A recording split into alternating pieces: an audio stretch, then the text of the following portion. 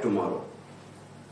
हर रोज intraday करने के पहले आपको एक ही चीज की जरूरत पड़ती है कि कौन सा स्टॉक है जो मैं कल खरीदूं। अब ये स्टॉक आप कैसे चुनेंगे दोस्तों, क्योंकि आपकी स्टॉक पिकिंग सबसे ज्यादा इंपॉर्टेंट होती है। तो दोस्तों कल के इंट्राडे ट्रेडिंग के लिए या आगे स्विंग ट्रेडिंग के लिए, बीटीएसटी के लिए, जो भी आप करना चाहते हैं, आपको सही शेयर चुनना सबसे ज्यादा जरूरी होता है। उसके बाद में आप कौन से टेक्निकल इंडिकेटर देखते हैं और क्या क्या स्ट्रेटेजी लगाते हैं, ये सब बात की बातें हैं। स्टॉक की क्वालिटी अगर सही रही तो आप कभी भी फंसने वाले नहीं हैं। दोस्तों इस वीडियो में आखिर तक मैं आपको बताने वाला हूं कि एक अच्छा स्टॉक जो आप कल ट्रेड कर पाएंगे, ये हमने कैसे देखा।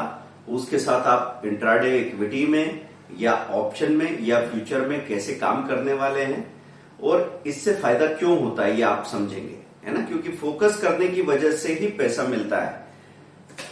अगर आप फोकस नहीं कर रहे हैं तो आपको छोटे छोटे प्रॉफिट एंड लॉसेस होते रहते हैं 4-5 शेयर्स में, लेकिन ultimately by the end of the day ऐसा कोई गेन दिखता नहीं जिससे आपको ये कॉन्फिडेंस आ सके कि हाँ ये मेरा फुल टाइम प्रोफेशन जैसा पैसा दे सकता है, ऐसा लगे कि हाँ ट्रेडिंग मेरी लिविंग बन सकती है।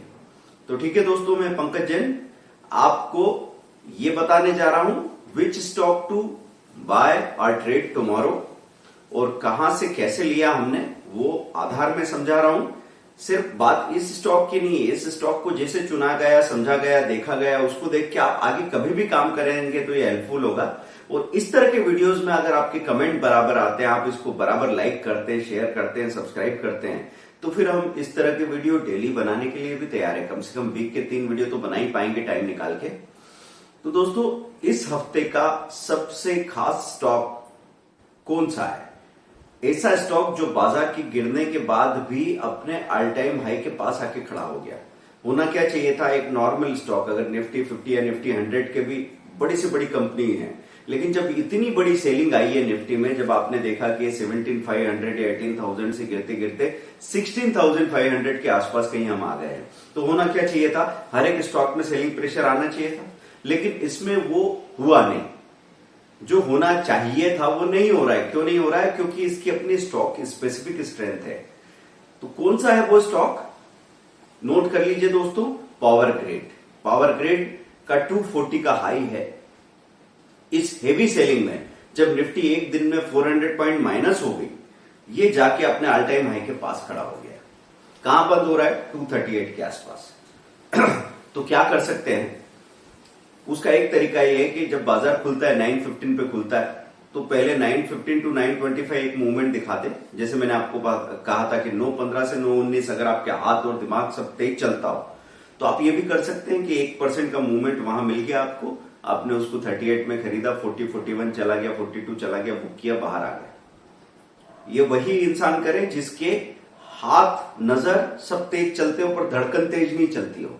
अगर किसी को ऐसा लगता हो कि नहीं मुझे इतनी घबराहट या इतना पैनिक हैंडल नहीं होता है, तो फिर आपको वेट करना है 940, 950 तक, क्योंकि पहले एक बार की रैली के बाद फिर करेक्शन आएगा, प्रॉफिट बुकिंग होगी, उसके बाद वापस मजबूती के साथ चलना शुरू करे और हाई के करीब आता है, तब हम उसको खरीदने के बारे में सोचेंगे। क्योंकि स्टॉक तो मजबूत है, ये बात हमने देख ली, लेकिन ये कल चल सकता है, परसों चल सकता है, 2 दिन बाद चल सकता है।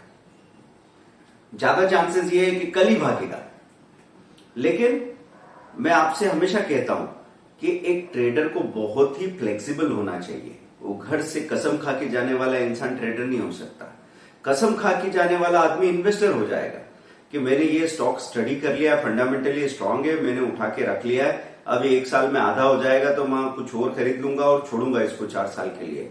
तो इन्वेस्टर को कभी जल्दबाजी नहीं करनी है, उसको घबराना ही नहीं है, उसको प्राइस ओरिएंटेड थिंकिंग नहीं रखनी है। लेकिन ट्रेडर को इसका ठीक उल्टा, ट्रेडर को 1 घंटे भी इंतजार नहीं करना है। ट्रेडर को जब जहां प्रॉफिट मिले बुक करके बाहर निकल जाना है। क्योंकि आपको याद है ना, 400 पॉइंट की गिरावट में भी आपको हमने कुछ स्टॉक के नाम दिए थे, तो वो कैसे परफॉर्म कर रहे थे। बहुत तेजी से भाग के ऊपर गया। एक स्टॉक था अपना जो 465 पे खरीदा था और 474 तक का उसने उछाल दिखाया। जब थोड़ी सी भी शॉर्ट कवरिंग आई तो वहां आराम से अच्छा खासा प्रॉफिट देखने को मिल रहा था। लेकिन अगर बुक नहीं किया तो वापस वो जहां से चला था वहीं आके खड़ा हो गया।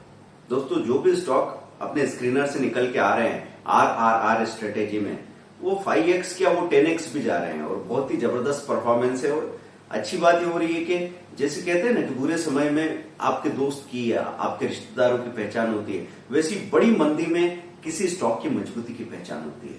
तो यहाँ पे आपको ऐसे स्टॉक्स की पहचान हो रही है। वो स्टॉक हमने कौन सा दिया था, मैं आपको, ये आपका क्वेश्चन है दोस्तों, आपको कमेंट में इसका आंसर भेजना है।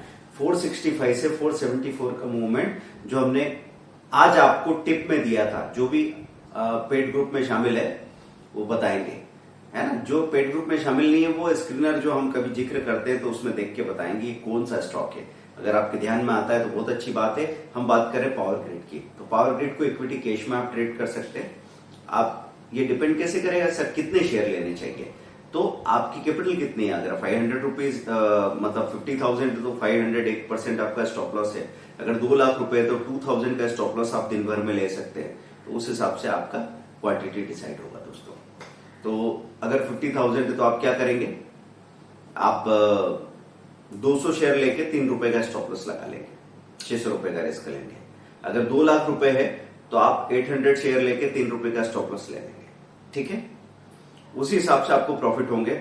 अगर आप उसको फ्यूचर में करना चाहें तो फ्यूचर लेंगे, साथ में पुट भी बाय करेंगे, ताकि अचानक कोई भी हादसा हो जाए तो आपको कोई बड़ा झटका नहीं लगा। आपका 70-80% रिस्क तो वहीं कवर हो जाता है।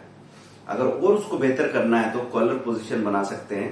फ्यूचर खरीदने के साथ आपने पुट बाय किया और साथ में आगे वाला जो कॉल है आउट ऑफ मनी उसको शॉर्ट भी कर दिया, तो इस केस में ऐसा हो जाएगा कि आपका 80% रिस्क कवर हो जाएगा दोस्तों। अब अगर कोई बोले कि मुझे ऑप्शन में ट्रेड करना है तो 238 पे बंद हुआ है, 240 का कॉल आपके लिए नियरेस्ट आउट ऑफ मनी है, 240 का कॉल ले लो और साथ में जो nearest out of money put है उस पुट में हाई पे बाइंग लगा के रख देना। कॉल सामने से ले लिया और पुट में डे के हाई पे बाइंग लगा के रख दी, या हाई दूर है तो एवरेज पे बाइंग लगा के रख दी। देखिए बहुत सारी बातें हैं जो मुझे कम समय में करनी पड़ती। कोई बोले सर हमको समझ में नहीं आया, तो समझने के लिए मेरे दूसरे 50 वीडियो हैं फ्री ऑफ कॉस्ट। 1600 वीडियो मैंने क्यों बनाए, ताकि आप सारी बातें समझ सके दोस्तों। RRR स्ट्रेटेजी अब 9,000 रुपीज 2 मंथ के सपोर्ट के साथ मिल रही है। जिसने मौका गवाया गवा दिया। अब 9,000 रुपीज में 2 मंथ के सपोर्ट के साथ मिल रही है।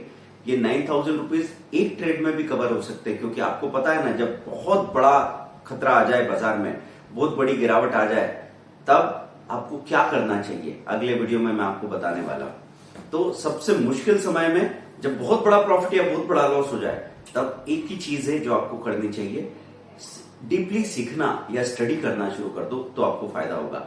RRR स्ट्रेटेजी 9,000 का जो आप ये स्ट्रेटेजी लेने वाले हैं, 60 डेज के सपोर्ट में आपको कम से कम 50,000 और ज्यादा से ज्यादा 2 लाख रुपए तक का प्रॉफिट तो इन्हीं 2 महीनों में हो सकता है। और लंबे समय तक स्ट्रेटेजी आपके पास है, नॉलेज, एक बार पैसा जो आ गया आपने दे दिया, लेकिन एक बार जो नॉलेज मैंने आपको दे दिया, पैसा तो मेरा खत्म हो जाएगा, लेकिन क्या आपका नॉलेज खत्म होगा? वो तो बढ़ता जाएगा। आपकी प्रैक्टिस आपके एक्सपीरियंस के साथ में और ग्रो करता जाएगा। तो इस सोच के साथ काम करेंगे ना दोस्तों, तो बात बनेगी। डरने घबराने की जरूरत नहीं है। ये उतार चढ़ाव हर 4-6 महीने में आते हैं, मैं आपको हमेशा बोलता हूं, तो डरना नहीं है। सीखना शुरू करो। कितना भी नुकसान या फायदा हो गया हो, ब्रेक लो, सीखो और फिर बदल के काम करो, अपने आप को बेहतर बना के काम करो। आप कभी नहीं हारेंगे, मैं साथ हूं आपके। कमेंट, लाइक, शेयर, सब्सक्राइब और इंस्टाग्राम का हैंडल फॉलो कर लीजिए, वहां बहुत मजा आ रहा है। Thank you very much. Instagram को आपने बहुत पॉपुलर बना दिया हमारे लिए, थैंक यू वेरी मच। और RRR स्ट्रेटेजी को सुपर हिट बनाने के लिए बहुत बहुत शुक्रिया।